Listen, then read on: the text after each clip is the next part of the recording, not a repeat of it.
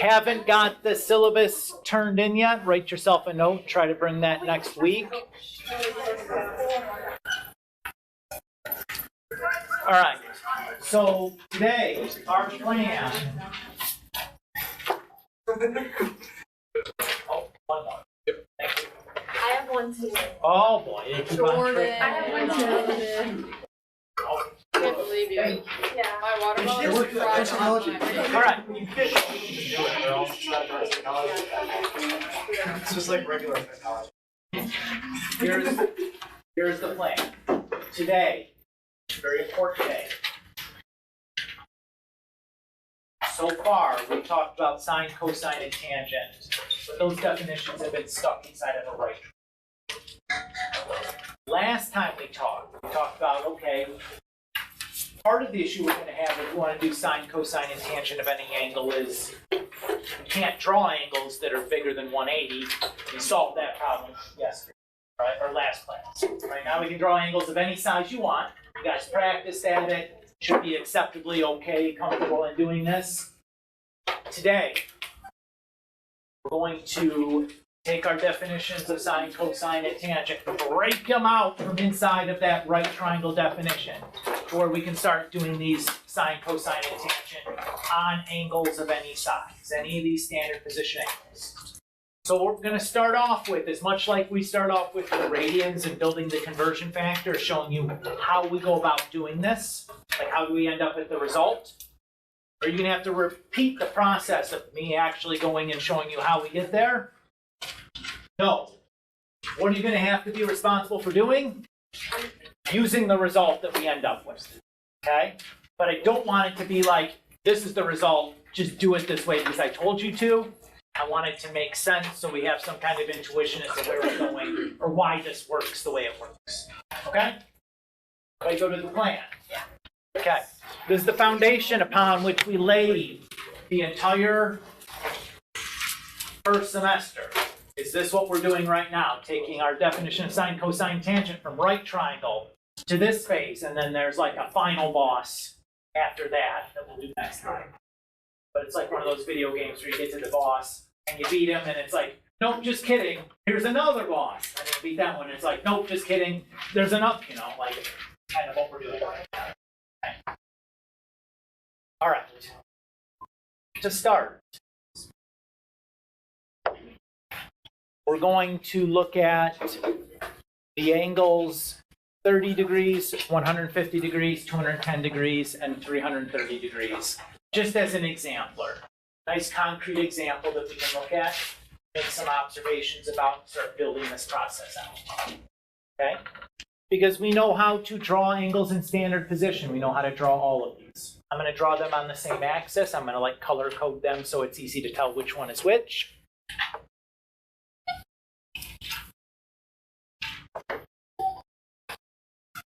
So we'll do red for the 30 degree. Vertex at the origin, initial side on the positive x-axis, and then I rotate about 30 degrees. Everybody's okay with that? Okay. We'll do blue for 150.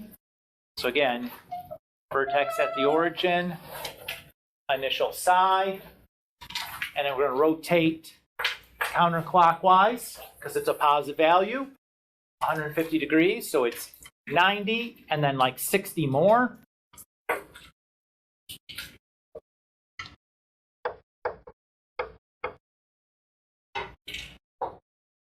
Okay. Okay. We'll do green next. So 210.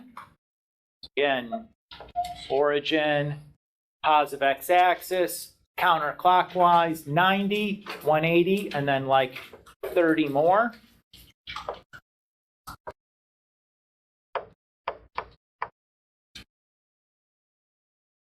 Feel okay? Okay. And then we'll do orange for the last one. So 90, 180, 270, and then 60 more.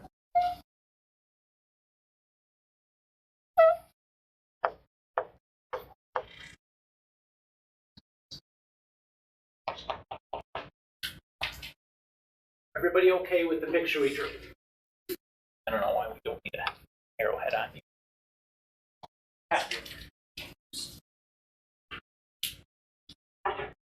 Let's take a look at these these four terminal sides. Right? We see red, blue, green, orange. We have four different terminal sides. Just using your eyes, what do you see that's common between these four terminal sides? Yeah, just So when you say the same angle, what are you trying to say here? Because I think you're on to the observation we should be looking for. they're all 30 degrees from the x-axis. They're all 30 degrees from the x-axis. That is wonderful observation. So what Caden's saying here is that in between that terminal side of the blue angle and the x-axis is 30 degrees. And in between the terminal side of the green angle and the x-axis, it's 30 degrees. And the same thing with our orange angle. It's 30 degrees. Everybody's okay with this? So these terminal sides, because they're all meeting the x-axis at that same angle, they're all just reflections of one another across the x-axis or the y-axis or the line y equals x. You remember reflections from geometry? That there was like three types across the x, across the y, and then like across the line y equals x, which is just x and then y, one right after another. Right? Now, when you talked about reflections, or when you talk about transformations in general, there are two types of transformations, right? The transformations where congruency is maintained, and then the kind where congruency is lost. Somebody can remember that? If I do a reflection, is congruency maintained? Do I have the exact same shape if I do a reflection, just in a different orientation? Yeah. Yes. Yes. And that's the important observation here. So, because these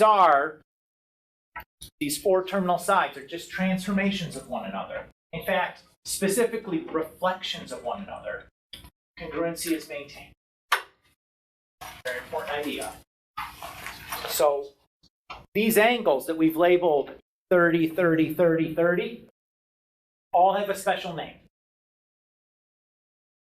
These are called reference angles. That's the angle formed by the terminal side of a standard position angle in the x-axis. We call those reference angles. So that's a term that we'll use. Okay? So just as Kate pointed out, all those reference angles for those four angles that we drew, they were all 30 degrees. So you identified the key feature that I was hoping to see on the first chance. So good observation there, Finley. So a reference angle is the angles that are the reflections. So the reference angle is between the terminal side of the angle and the x-axis. Oh, Okay? That's what we mean by a reference angle. Now, these terminal sides are a reflection of one another, right? Like if I reflect this blue over the x-axis, I'd end up with the green, right? Or if I reflect this green across the y-axis, it would be the orange. so the reference angle would be 30 degrees. The reference angle in each case is 30 degrees, right? And because these are just reflections of each other, we know that the reference angles are all the same. Or because the reference angles were all the same, we know they're reflections of one another. Okay? You feel good? Finley, I'm talking to you still. Oh, Feel good? No, Okay. yeah, sorry, yeah. That's okay. All right. So let's say we want to take this this red angle, very first one we drew, and turn it into a right triangle that contains that 30-degree angle.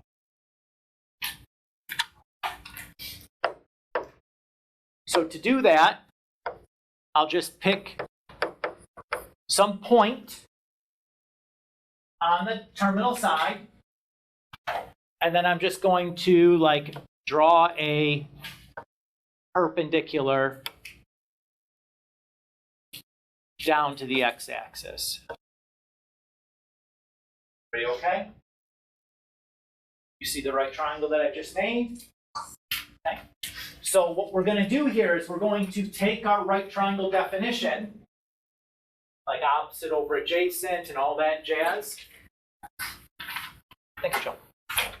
And we're going to turn that into, or relate it to, an algebraic. Is a part of a standard position angle, which we can't put inside of a rectangle, right? Because the standard position angle could be like negative 318. Put that in the right triangle, right? Everybody's okay so far? Now, I can do this same thing for each of these terminal sides then, right?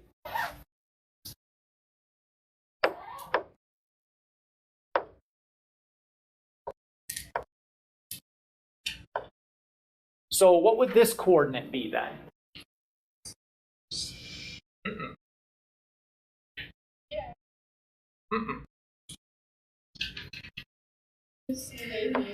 Negative A, comma B.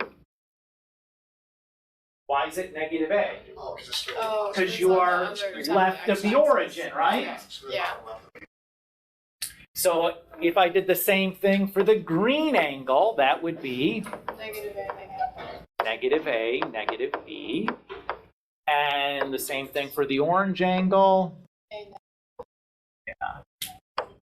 Excellent. Is everybody okay with what we've done? Yeah. What can we say about these four triangles we've just made? They're all congruent. They're all congruent. Very good. How do I know they're congruent? Same two angles. Well, you need more than angles to get congruency. Two angles is enough for similarity. For congruency, we need also side lengths and angles, right? Okay. How do I know these sides are all the same length? Because there are four. Well, let's start here. What would I say the length of that side is? Right here in the, it should be, to plot this point, how did I plot this point? I go over A and up B. So how long is this side?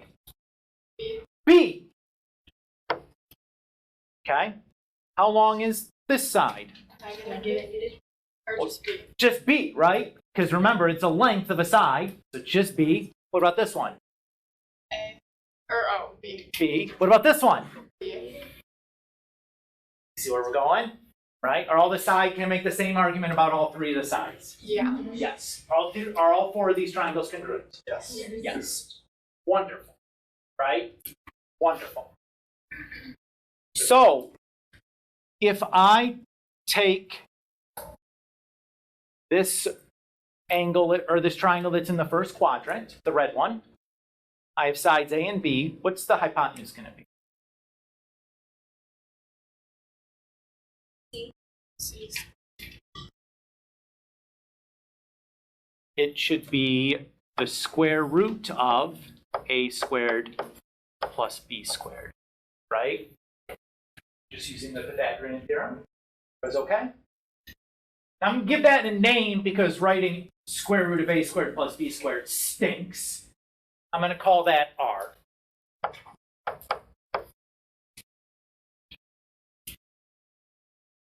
Yes, Finn. Wait, so how do you know those sides are? So when I plot a point, if Yeah. I plot the point AB, I go over A and then up B. Plot, right? Yeah.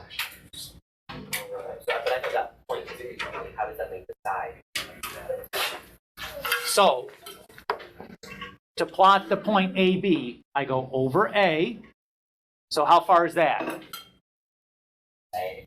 Okay, and then I go up B. How far is that? Oh, B, okay. See it? Okay. It's one of those where it's like, once you see it, it's like, why was that, you know, why was I having a hard time with that? But you don't see it, you don't see it. It's only obvious when you know what you're looking for, right? Okay. All right. So, if I take this 30-degree angle inside the red triangle, and I want to calculate sine. What would I say the answer to that is?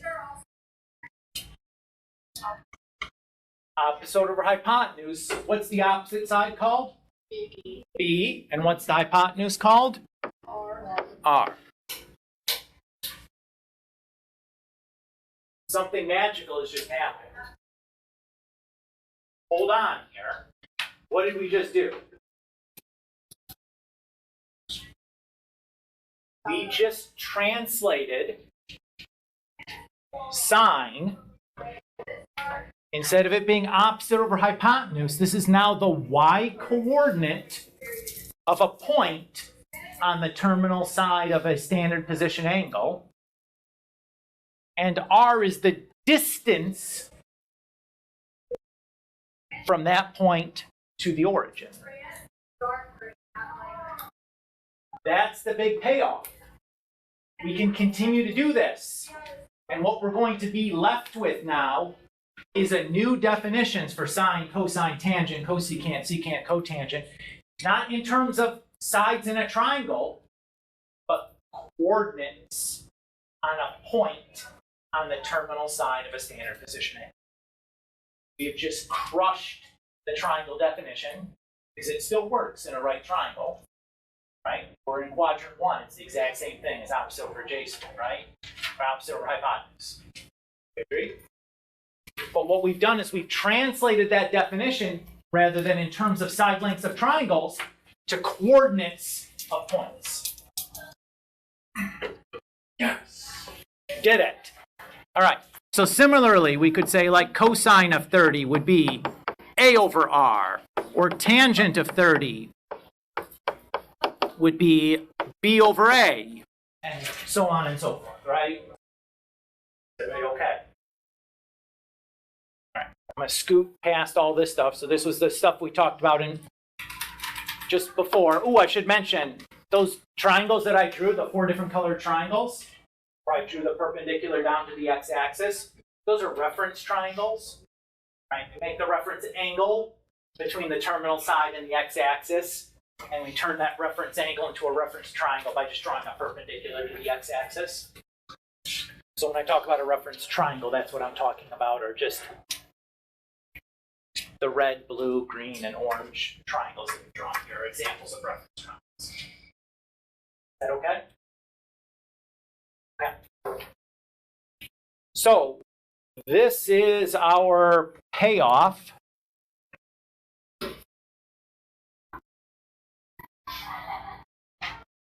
Is for a standard angle, theta, in standard position, where r is that distance from that, or with point xy on that terminal side, and r the distance from that point to the origin. Sine theta becomes y over r. Cosine theta becomes x over r. Tangent theta becomes y over x, etc., etc., etc. Reciprocals are just the reciprocals. Note here that these definitions are the same thing that we've seen before, just where y is opposite, x is adjacent, and r is hypotenuse, right? It's the same thing as SOHCAHTOA, which just replaced opposite, adjacent, and hypotenuse with y, x, r. X and y are the coordinates of that point on the terminal side. R is the distance from the origin to that point on the terminal side.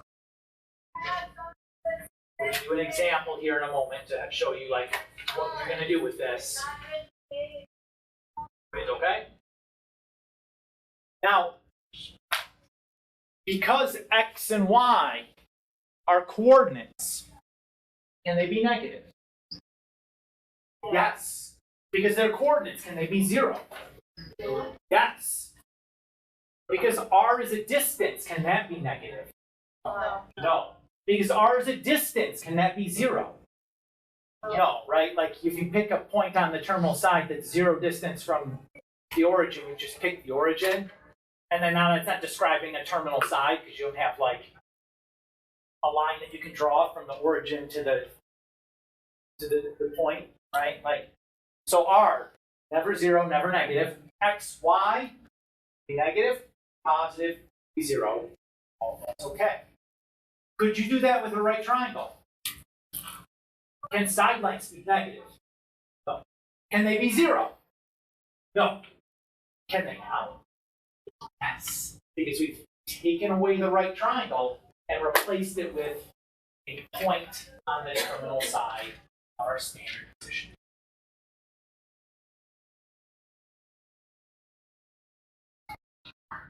Where did my thing go? All right, so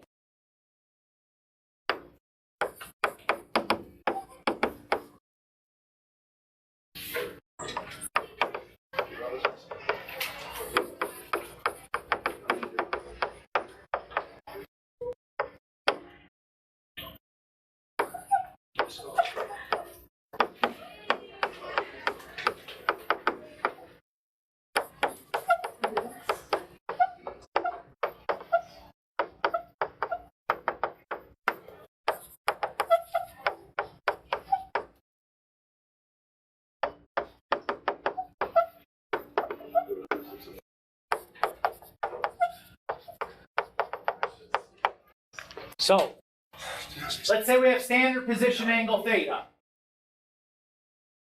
where the point 3, -4 is on the terminal side of theta. And we've been asked to find the 6 trig ratios. So what are we asking for? Sine theta, cosine theta, tangent theta, and then its reciprocals, right? Okay, before I start doing this, because it's, yes. What makes it the terminal side? So go back to yesterday, initial terminal. Okay. Good? Okay. All right. Before I start, yes. What definition am I going to be using? Right triangle definition or our new definition? The new definition, because I'm given a point on the terminal side of a standard position angle. Is okay? So how would you know to use the other definition? What would you use? A triangle? A right triangle? Okay. It's as easy as that. Okay. Is that okay? Yeah. Okay. All right. So for this definition, I need X, Y, and R to fill these things in. I have X, that's -3. I have Y, that's 4. Still need to find R, right? How do I find R? X squared plus y squared. And then square rooted. Yes. -3 squared is? 9. 4 squared is? Add them together, you get? 25. And the square root of that is? 5. 5. Everybody's okay? We just mental mathed it together. You guys were real game on that. I appreciate you. Okay. So if sine is y over r, what am I going to write? 4 over 5. If cosine is x over r, what do I write? -3 over 5. Do you guys see what we're doing here? All we're doing is filling in, using our new formulas and filling in x, y, and r into the spots. Woo! Oh yeah. All right, tangent, y over x. So I'm going to fill in 4 over -3. Still, this is okay? Okay. And then remember, the reciprocals are still the reciprocals, so 4/5, 5 over -3, and -3 over 4.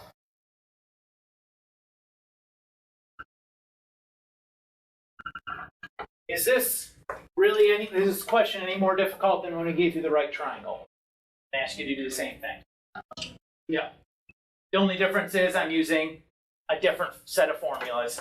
But really, what's the only difference between this formula and the previous one is instead of opposite, I say y. Instead of adjacent, I say x. Instead of hypotenuse, I say r.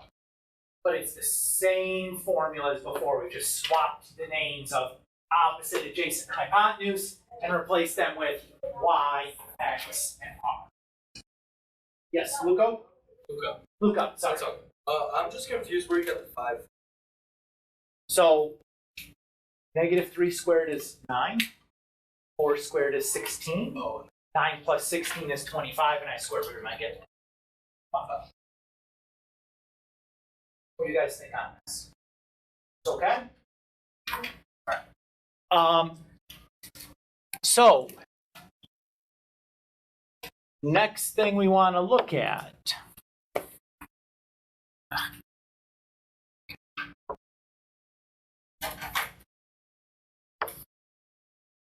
So I have 4 quadrants, right?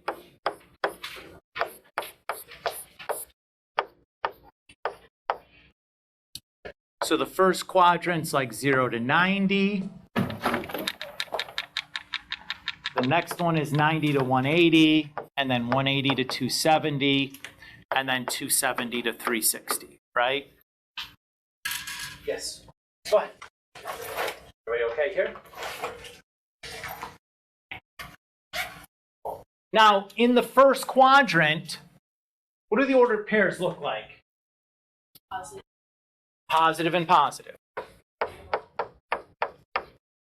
In the second quadrant, what do they look like? Where's the negative at? Is it the x or the y? The x. So it's negative, comma, positive, right? Okay. In the third quadrant, negative, negative, right? And in the fourth quadrant, positive, negative. Is everybody okay there? All right. So, if I asked you which quadrant is the terminal side of 214, you'd say quadrant 3, because 214 lives between 180 and 270, right? Everybody's okay doing that? If I said it was negative 100, remember you got to go the other way, right? So still in the third, right? So this is 0, negative 90, negative 180, negative 270, negative 360. Counting the other way. Everybody's okay doing that? Yes. Okay. Let's think about whether the values of sine, cosine are tangent, and then correspondingly they're reciprocal, should be positive or negative in a given quadrant. So in quadrant 1, x and y are both positive. R is always positive. In the first quadrant, sine is going to be positive over positive, which is positive. Cosine is going to be positive over positive, which is positive. And tangent is going to be positive over positive, which is positive.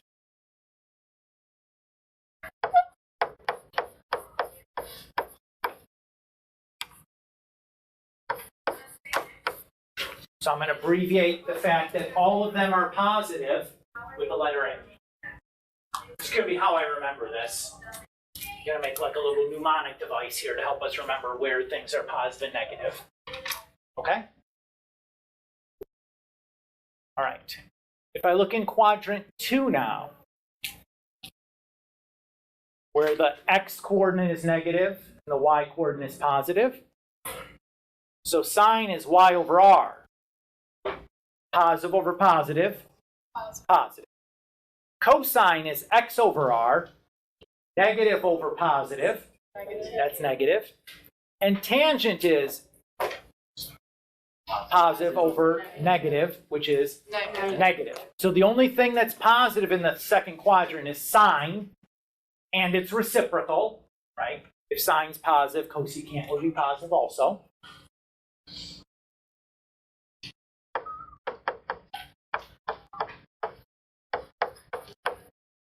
So I'm going to use S to remember sine and its reciprocal. Yes. So like, why'd you put an A for all over positive? Because it all starts with the letter A. But like, no, like, why? I thought tangent was negative. In the first quadrant, y over x is going to be positive over positive, right? Right? Y is positive, x is positive. So tangent y over x is positive over positive. Should be positive. Okay? Good? Okay. Let's look in quadrant 3 this time. Yes, Joe? Sure. So in quadrant 3, x and y are both negative, right? Okay. Sine is negative over positive, which is? Negative.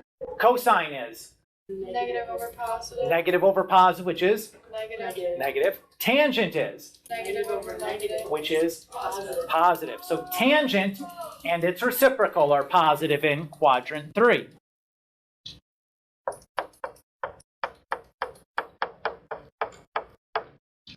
So I'm going to use the letter T.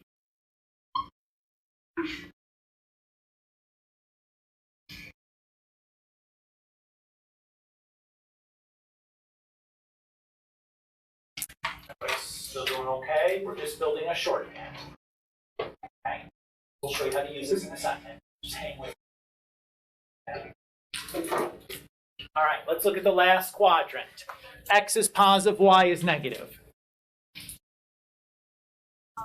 Sine is? Negative over.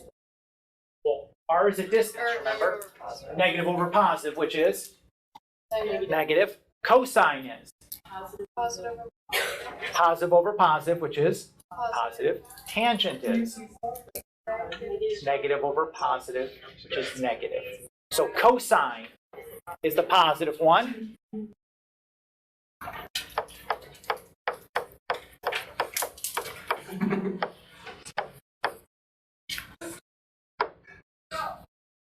So many years ago, when I was sitting in a seat much like your own, and we did this, my teacher told me that all silly turtles crawl, and that was the mnemonic device we used to remember which quadrant the trig function was positive in. All silly turtles crawl.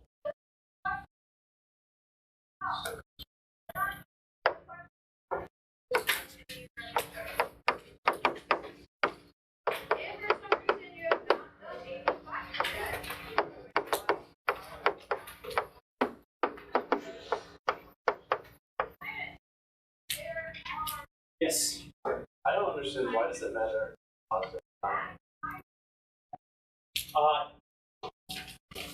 Because it's going to allow us to make sure that we're drawing our, want to draw our standard position theta, that we're putting the terminal side in the correct one. Okay. It becomes critically important for future students. All right. Okay. Go ahead. Okay.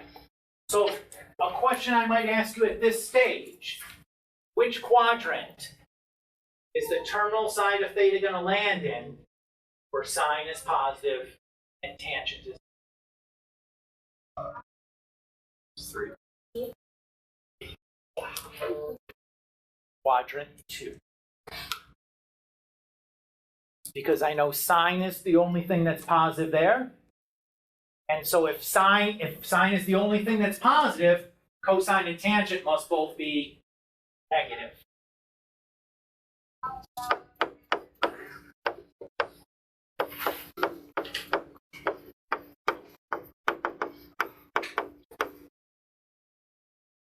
Okay, where is cosine positive and sine positive? Quadrant 1.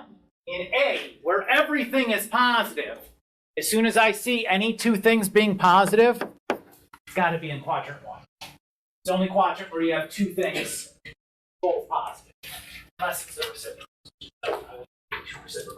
tell you whether it's A or something. What if we said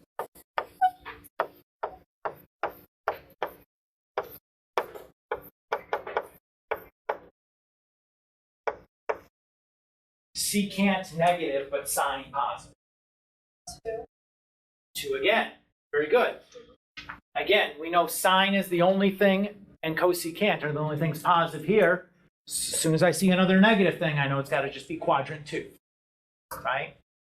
Sine positive could only be here or here, right? If it's here, everything is positive, and what we got to be here. Is that okay? Very easy. What's up? Very easy. The other negative. See. It's not on here. All we have is listed as the positives. So it's by like elimination, right? So if sine is positive here, everything else, all the other things are negatives, right? We're only listing the positive things because then we know that everything else is negative. It's either one or the other. So if sine and cosecant are positive here, that means cosine and secant are negative, and tangent and cotangent are negative.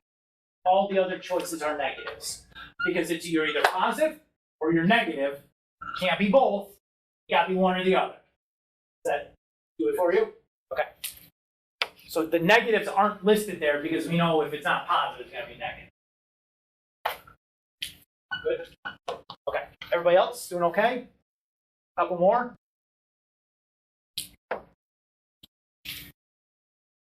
Run out of space. Maybe just make that a little smaller or something. Sorry, bad eyesight.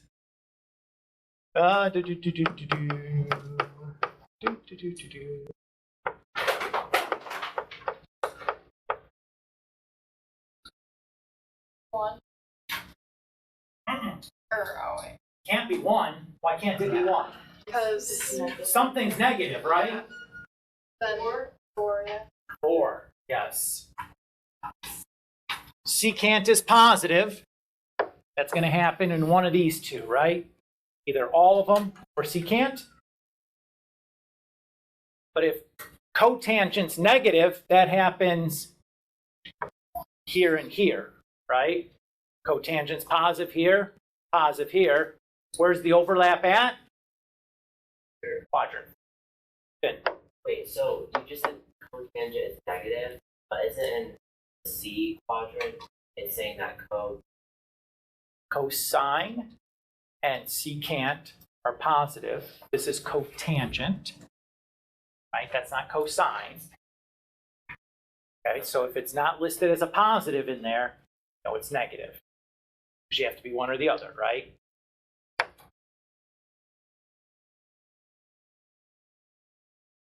Okay, C, D, E is next.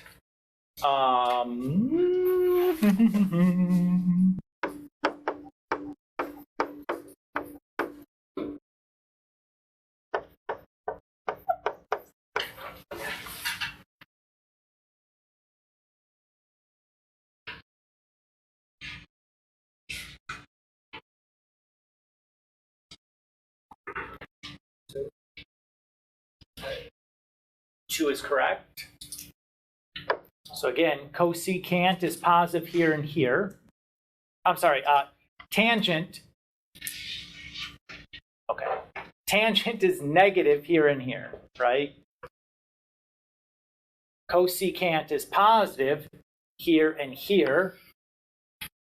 The overlap is in quadrant 2.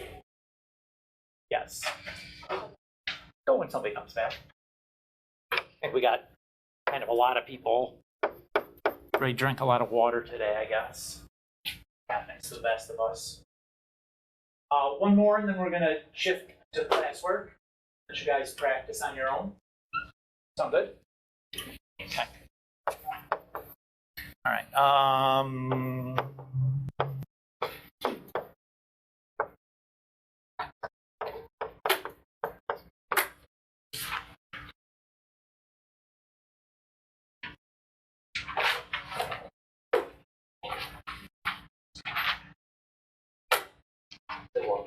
It is 1. Yeah. We know sine is positive there. Cotangent is positive here. The overlap happens at 1.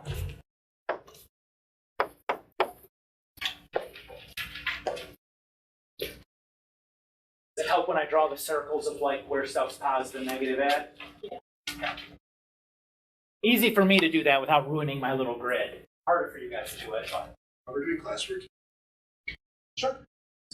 Yeah, it's in the OneNote also, but like you have your computer open to a different screen. So all right. So just to show you what you're going to be doing, give me this.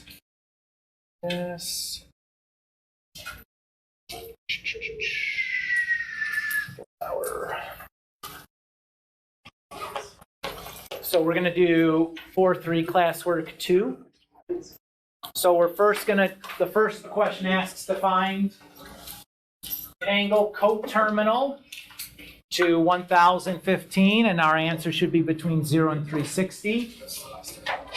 So how do I find angles that are coterminal? What's the easy way to do that again? We're going to add or subtract 360, right? So if my angle is 1015 and I need to get between 0 and 360, should I be adding or subtracting? Subtracting, because we need to get smaller. So I just keep subtracting 360 until I land on a number between them. Everybody's okay?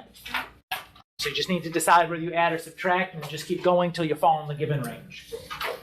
Easy enough? Yeah. Okay. This one is a timed problem. So it asks you to get 10 right inside of 100 seconds. And the question is just asking what quadrant this angle lies in. So 45, I'm going to start and then go clockwise. So I'll land in quadrant 4. 30 degrees, you know, I start in the positive and I go up. That's going to be in quadrant 1. 240 is in quadrant 3, and you guys get the idea from here, right? Oh, I pressed it and it lagged on me. So just be careful on that. Everybody's okay though with the idea here? Fairly easy. And then, does this look familiar? It's what we were just practicing, right? Do I need any more explanation? After we did 6 examples, I think we should probably get the idea. Okay. So that's it for today. When you finish with this classwork, you're done for today. If you have old classwork that you still need to catch up on, you can do that. I remind you that the 4.2 homework Delta Math is the homework that's due Sunday at midnight. There's a 4.3 homework in there I've not assigned yet. Don't do it. Wait till it's assigned. That's it for today. Questions? Here's a question. Okay.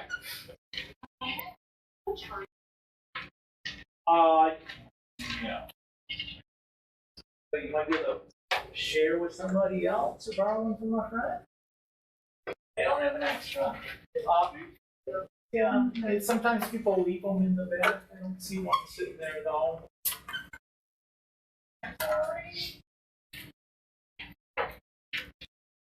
I just have to clear it on.